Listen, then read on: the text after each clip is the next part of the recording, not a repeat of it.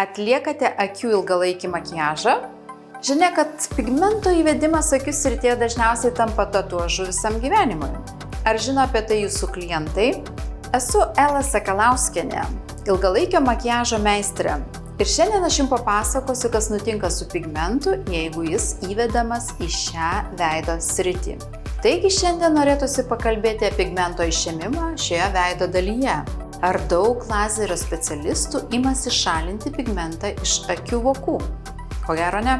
Yra bent keletas priežasčių, dėl ko pigmentas lazeriu nešalinamas. Jausmas, kurį sukelia lazerio impulsas odoje, jaukus skausmas, savisaugos instinktas suveikia ir limituotas priėjimas prie vokų vidinio kampo.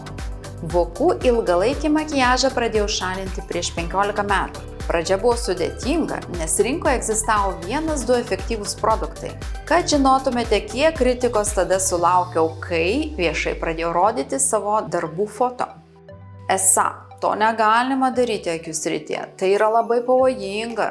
Žinoma, kad tai yra pavojinga, jeigu nežinai, kaip tai atlikti ir nesupranti procedūros esmės. Daug kas pasikeitė nuo to laiko ir šiandien dienai jau turime vieną saugiausių ir efektingiausių metodų – M-Removal, kurio dėka pigmentas yra šalinamas labai paprastai ir greitai. Dažniausiai prireikia vos 1-2 procedūrų, kad atsikratyti morališkai pasenusio ilgalaikio makiažo ar pigmento migracijos. M-Removal yra tiesiog nepamainomas metodas, kaip po vokų pakelimo, blefaroplastikos, išsiklaipo pravedimo dizainas. Chirurgas atlieka savo darbą siekdamas optimaliai išspręsti audinio ptozės problemą. Pravedimo dizaino išsaugojimas ne jo misija ir kompetencija. M-Removal šalina atgyvenusio dizaino detalės, o neretai klientės pageidauja pašalinti ir visą ilgalaikį makiažą.